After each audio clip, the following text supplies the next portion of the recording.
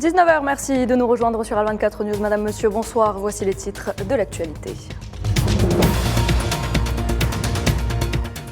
Les dirigeants arabes participent au Caire aux travaux de la conférence de haut niveau de soutien à la ville d'Al-Quds. Le président algérien Abdelmadjid Tebboune affirme la poursuite des efforts algériens visant à renforcer l'unité palestinienne et condamne les tentatives de l'occupation sioniste d'imposer la politique du fait accompli.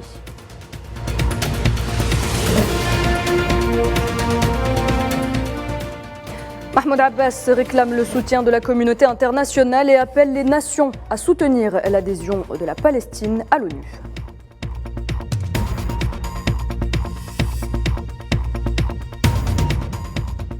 Dans ce journal également, nous reviendrons sur le séisme dévastateur qui a secoué le sud de la Turquie et la Syrie voisine. Une semaine après cette catastrophe, les secouristes redoublent d'efforts pour tenter de trouver des survivants. Le bilan des victimes a dépassé les 35 000 morts et pourrait doubler selon l'ONU.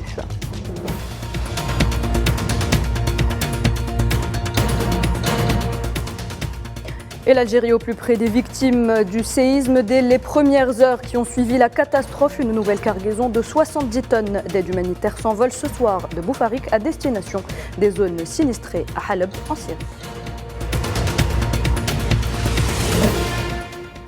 La capitale égyptienne abrite ce dimanche les travaux de la conférence de haut niveau de soutien à la ville d'Al-Quds au siège du secrétariat général de la Ligue arabe et ce conformément aux conclusions du sommet arabe tenu en novembre dernier à Alger. Le chef de la diplomatie algérienne, Ramtan Lamamra, y représente le président algérien Abdelmadjid Tebboune en qualité de président en exercice de la Ligue arabe au niveau du sommet.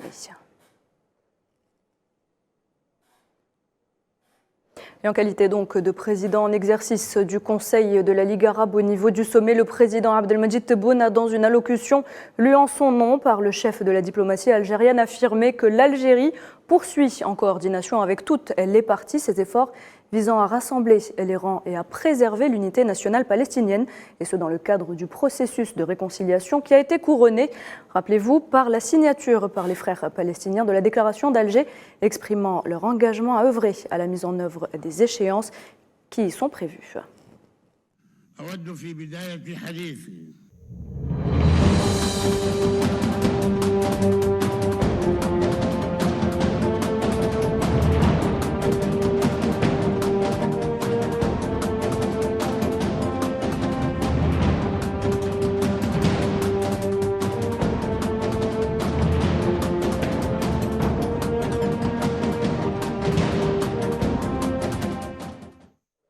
Toujours dans cette allocution, l'Algérie apprécie les avancées réalisées par la Palestine au niveau diplomatique et appelle à poursuivre les efforts convenus lors du sommet arabe d'Alger.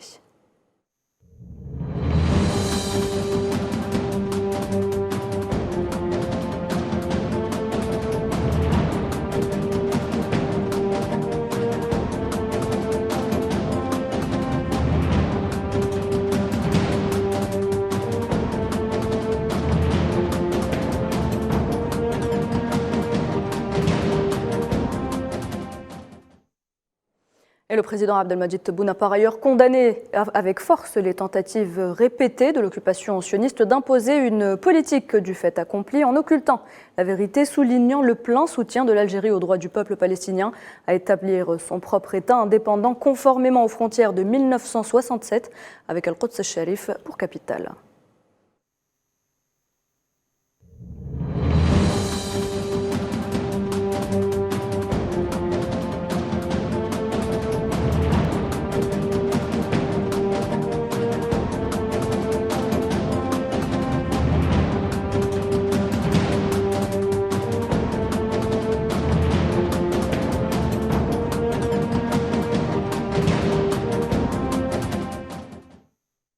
De son côté, lors de son allocution à l'ouverture des travaux, le président palestinien Mahmoud Abbas a appelé la communauté internationale à protéger les Palestiniens face à l'entité sioniste qui a dépassé toutes les lignes rouges et qui fait subir les pires atrocités au peuple palestinien. Regardez.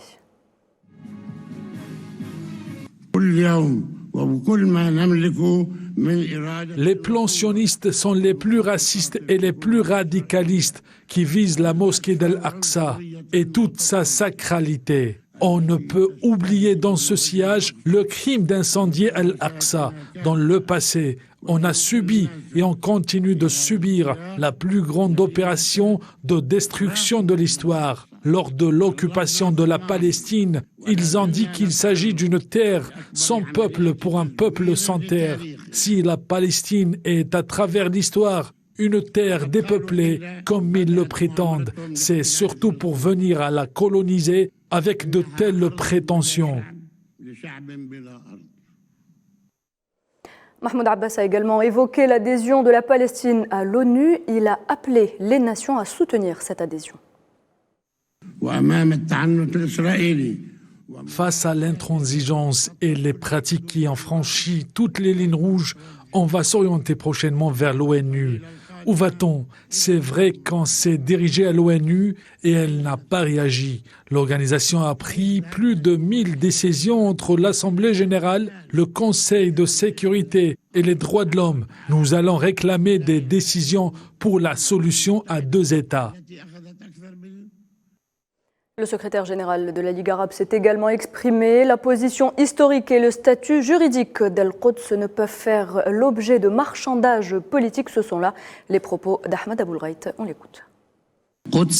Al-Quds, une ville sous occupation selon le droit international. Al-Quds, une ville sous occupation selon le droit international. C'est incontestable. Il est impossible de changer sa position historique ou son statut juridique à travers des démonstrations politiques qui n'ont d'autres objectifs que des acquis internes convoités par les membres d'un gouvernement de droite extrémiste engagé dans une course électorale. Nous voudrions que le monde puisse voir cette honteuse réalité. En marge de cette conférence de haut niveau de soutien à la ville d'Al-Quds, le chef de la diplomatie algérienne, Ramtan Lamamra, a eu de nombreux entretiens, d'abord avec le secrétaire général de la Ligue arabe, Ahmed Aboulghait, ainsi que plusieurs de ses homologues arabes.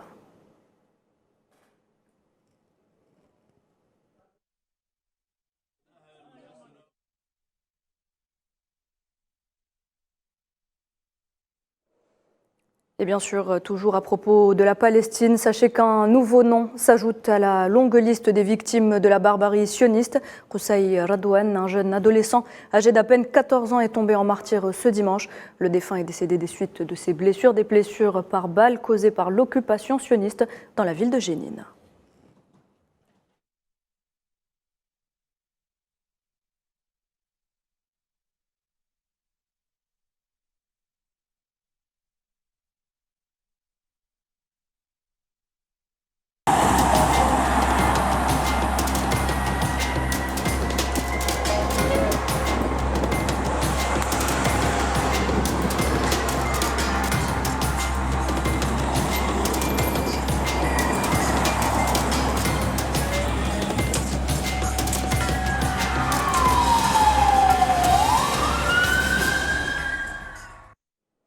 La catastrophe en Turquie et en Syrie, on en parle une semaine après le séisme dévastateur de magnitude 7,7 qui a secoué la région. Les secouristes redoublent d'efforts pour tenter de trouver des survivants. Même si l'espoir s'amenuise d'heure en heure, ils sont tout de même parvenus à sortir des décombres un bébé de 7 mois retrouvé vivant. Le bilan en Turquie et en Syrie a dépassé les 35 000 morts, nous le disions en titre. Jusqu'ici, il pourrait doubler selon l'ONU. Neylaït Hamouda.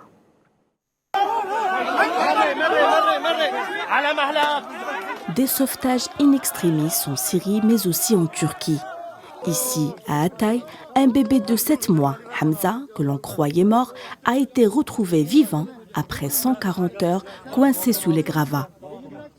L'espoir de trouver des survivants s'amenuise, mais il y a parfois des miracles. Autre survivante retrouvée, une adolescente de 13 ans a été extraite des ruines dimanche avant l'aube dans la province d'Adiaman. Sous des températures qui frôlent les 0 degrés, des sauveteurs ont également secouru une mère et son fils, 150 heures après le séisme. Des exceptions heureuses dans un désastre dont le bilan ne cesse de s'alourdir.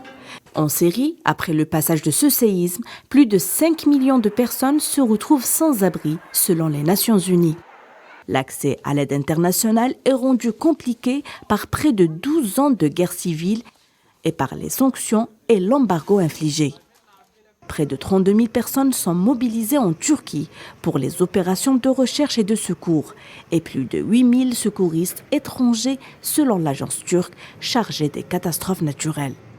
Les secouristes algériens sont eux aussi présents sur le terrain. Leur intervention a permis de sauver la vie d'une dizaine de personnes au moment où d'autres sans vie ont été récupérées sous les décombres. Pour la première fois depuis 35 ans, un point de passage a été ouvert entre la Turquie et l'Arménie pour permettre l'arrivée d'aide humanitaire.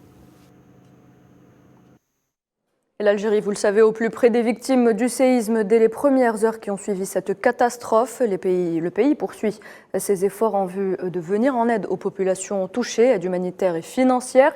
Équipe de secours Alger a justement envoyé une nouvelle cargaison de 70 tonnes d'aide humanitaire à destination des zones sinistrées à Halb en Syrie. On écoute à ce propos Ibtissam Hamlaoui, présidente du Croissant Rouge algérien.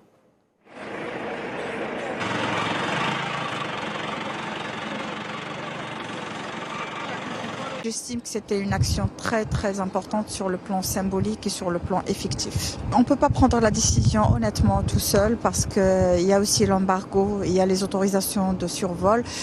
On crée là les dépôts du Croissant Rouge algérien sans plein. Tout le monde y a contribué, notamment les différents ministères et les citoyens aussi. Donc il n'y a pas de problème s'il y a une possibilité de faire d'ouvrir un autre pont aérien envers nos frères syriens. Et le périple du Croissant Rouge algérien en Syrie, nous aurons justement à le suivre avec notre envoyé spécial en Syrie, Sofiane Baroudi. Ce dévouement des équipes algériennes de secours en Turquie et en Syrie a été salué par le président algérien Abdelmadjid Tebboune, qui a relevé le sourire et le bonheur que sèment ces personnes dans ces pays avec professionnalisme et héroïsme. Heureusement, l'on parvient toujours à extirper des survivants coincés sous les décombres. Quelques jours après donc la catastrophe, c'est le cas d'Ahmed et de ses enfants secourus par les soldats de la vie algériens. Il aura survécu 60 heures passées dans le noir, le froid et la peur. Le récit Souhila Kilal. C'est ce qui reste de la maison d'Ahmed. C'est avec le cœur lourd et le regard perdu qu'il contemple sa maison réduite à néant. Il nous raconte, sans trop réaliser ce qu'il venait de vivre, les longues heures qu'il venait de passer lui et ses enfants sous les décombres et dans l'opacité totale. J'étais debout devant la porte de ma chambre au moment où la terre a tremblé. Mon fils a essayé d'attraper ma main, mais en vain. D'un coup, je me suis retrouvé sous les décombres. J'entendais les cris de mes enfants, mais je ne pouvais pas les voir. 60 heures cauchemardesques sous les décombres de sa maison en ruine à attendre les secours par un froid glacial, ne sachant pas si lui et ses enfants allaient s'en sortir. L'émotion est trop vive, Ahmed ne peut contenir ses larmes. J'ai passé 60 heures sous les décombres. Il faisait très froid et la fatigue a eu raison de moi. J'étais terrorisé. Je commençais à perdre espoir d'être retrouvé. Mais soudain, le bruit des engins m'est parvenu et c'est là que j'ai repris espoir.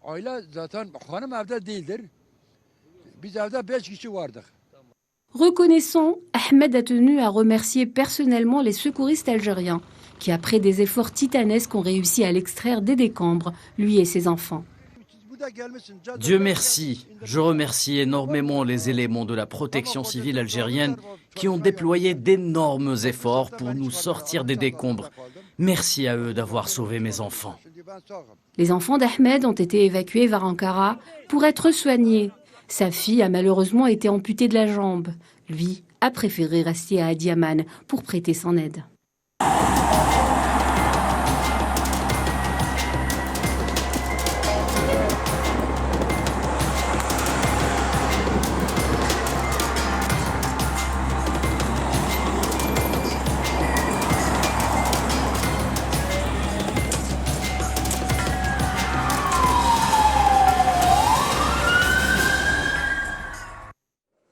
Dans l'actualité également, ces instructions données par le président algérien Abdelmadjid Tebboune concernant les voyageurs tunisiens souhaitant entrer ou sortir de l'Algérie. Abdelmadjid Tebboune ordonne donc de ne pas gêner ni d'entraver la circulation au niveau des postes frontaliers. Notre envoyé spécial s'est justement rapproché de voyageurs tunisiens à Omtaboul.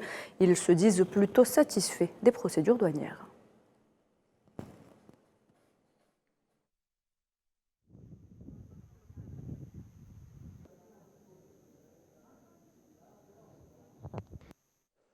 On reste dans la région pour évoquer la situation en Libye. Le président du Conseil présidentiel, Mohamed El-Menfi, a plaidé ce week-end pour la mise en œuvre de lois électorales consensuelles en vue d'organiser des élections libres et transparentes dans les plus brefs délais.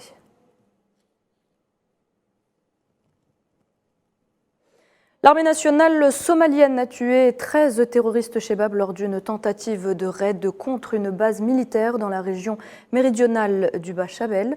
Selon les autorités somaliennes, il n'y a pas eu de victimes parmi les troupes de l'armée somalienne et les attentats ont pu être déjoués grâce à l'intensification des attaques menées contre les terroristes liés à Al-Qaïda, notamment dans le centre-sud du pays.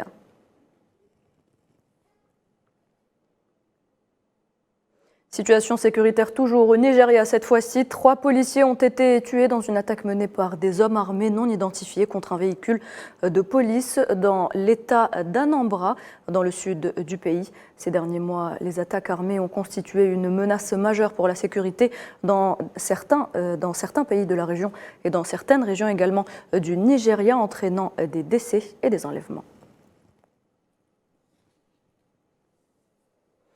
Sachez également que le secrétaire général de l'OTAN, Jens Stoltenberg, en fonction depuis 2014, ne souhaite pas prolonger une nouvelle fois son mandat au-delà du terme prévu au mois d'octobre.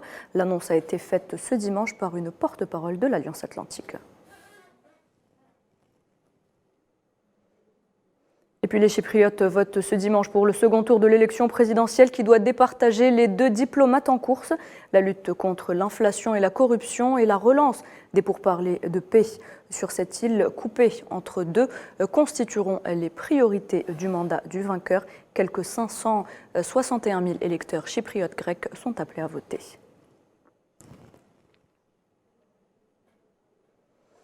Et voilà, on arrive à la fin de cette édition. Merci de l'avoir suivi. Très bonne soirée et à demain.